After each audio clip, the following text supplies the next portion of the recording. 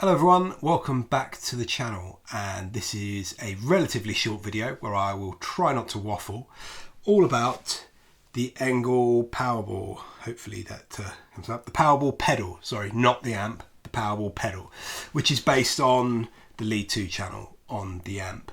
Now I know this pedal has been out for a few years now, and I'm well late to the party, but sometimes it is worth going back and checking these things out, because in the plethoric sea, I don't even know if that's a thing, but in the universe of overdrive and distortion pedals and preamp pedals and amp in a box pedals and things like this, things tend to just kind of get lost or forgotten about very quickly. And maybe this is kind of one of these things that's sort of under the radar now. So I thought we'd check it out. And I have to say big thanks to my friend Jake Lee for lending me the pedal. I don't own it, so I can be as brutally honest as I'm going to be about this pedal. So I did actually start playing this yesterday and recording, and it wasn't until I got back and edited the clips that I realised when I was on my carved top gold top Strat that because of the wiring in there, it's got some weird blend pot that I've put in that basically can take it from single coils. You turn the blend pot and it goes into wide ranging humbuckers. Now because of that, there's a phasing thing happening. The pedal still sounds really good, but I'll put a clip in at the start to show you why I didn't persist with it or go carry on editing that video. As cool as the phasing sound is, it's kind of like it's not part of that pedal, so let's just be cool about it. So I'll be using my Daniels Guitars Gold Top Royale, the 56 model, and you'll notice when you see the pedal board shot in that, I've put a noise gate after the ENGL Powerball pedal, just because those are 56 spec P90s, and when you're talking about that much gain, and I'm right in front of the amp and I'm micing it, it needed the noise gate, and I don't go into mega high territory with that, but it still sounds wicked. And then I'll finish up on the Korg KX1Q, again old guitar but still really good, one of the best I think Korg have made. It's still got the stock humbucker, stock wiring, it's tuned to drop B, but that will give you an even better flavour of what this thing will do. So without further ado, let's get into the clips.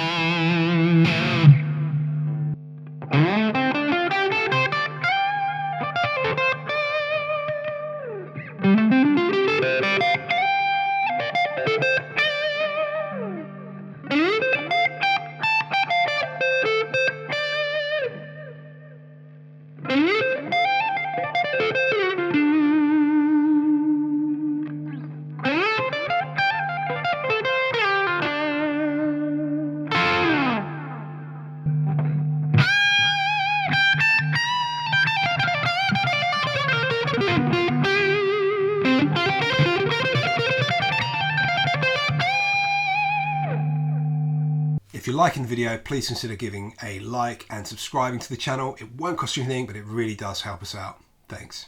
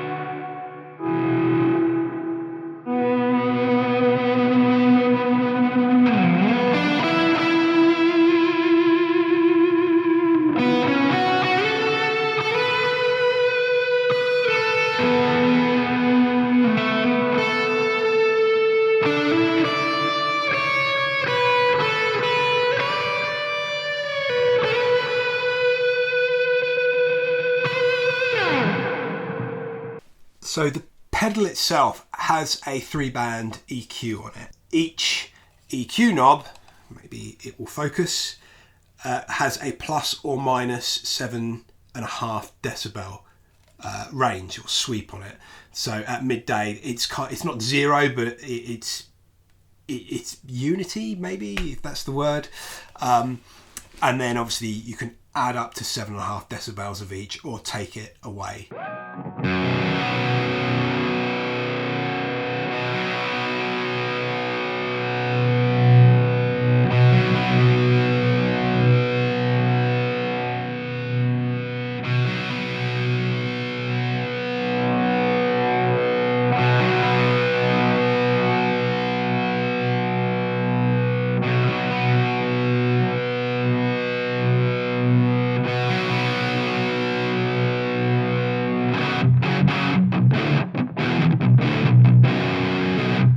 So that was the Powerball pedal from ENGL.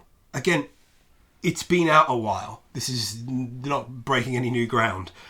But like I say, I think things just tend to fly under the radar in the overdrive, distortion, preamp thing. I think what I said at the beginning, they just fly under the radar after a while because something else has come out. Right now, everybody's looking at the Sedano 2-channel pedal. And actually, this is a good little pedal. I don't dislike ENGL amps at all. I actually quite like the Powerball.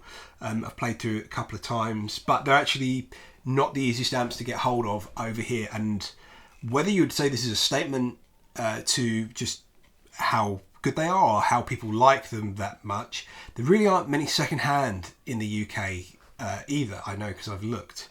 Yeah. Good stuff. It is well made. That is a solid metal housing. It's made in Germany, or so it says on the package anyway. What don't I like about it? I'd say I'd be brutally honest. And it's kind of nitpicking because actually that's quite an addictive pedal. It was so fun to sit in front of the amp for a couple of days with this and really mess around with it. So the first thing, there's no battery. It will not take a battery, so it runs off mains. Now for me, that isn't an issue, but I appreciate I'm one person. I run on a pedal board. Not everybody does that. I used to, very early on, I used to daisy chain a load of pedals together with batteries all in them. And so if you do run on batteries, you need to be aware of that. With this, it does have a second DC out, which can power more pedals. That's cool. But the battery might be a make or break for you. It might not. Secondly, the gain, and I say this is like a negative as if it was ever going to be any other way. It's not. I thought at the low gain settings it might be a touch more transparent. It wasn't. And again, that might not be a bad thing for you. Not saying it was a bad thing for me, but I would have liked a little bit more transparency. And it's a shame that I had the phasing issue on the single coils because it was a lot more evident on there when I was trying to do some low gain sounds, which aren't in this video, sadly. When I've got another lefty built with single coils, or I can borrow one off somebody, perhaps I'll do a revised thing about that. Actually, the sweeps on the EQ are actually really good, really noticeable on the bass especially. And I thought, being the lead channel of the Powerball amp, this might be more slightly mid-pushed, and it might not do the whole roll the mids off and chug away. But actually, it did it so well. I was convinced that I'd turned my Kool Hot Modded Marvel, which is a modded version, a Kool's version, sorry, of a modded JTM 45 with the Arredondo mods. I thought it kind of turned that into like a boogie, or a rectifier. So that was really cool that you've got that in there. Other than that, I mean, it's another distortion overdrive. You've got the EQ, that's great. It does the channel thing, it does its thing really well. Is it the most versatile thing on the planet? No. Is it trying to be? No. For what it is, I think these days it's about £160 new. And I think at the time of recording this, there was one second-hand one around the £110 mark. And I mean, if you want that kind of thing, this does it, and it's a really good price, I think, for this pedal. 160 quid. That's really good. If I wanted something a bit more for my liquid leads, I'd maybe look over at something like the 633 Engineering X3 pedal, or of course, if I wanted something with much more versatility, then I'd be looking over at the Borrelia, the TODP, because I still don't know a more versatile overdrive distortion pedal than that. But Powerball pedal from ENGL, a good little pedal. It's not perfect, never going to be, but it's really good. And I'm not paid to say this, I'm literally borrowing this off Jake Lee. Thank you, Jake. Please go and check his channel out. There he is, there. Check his channel out. He did a much better video on it because he does all the shreddy stuff. Yeah, thanks for watching, and I'll see you real soon.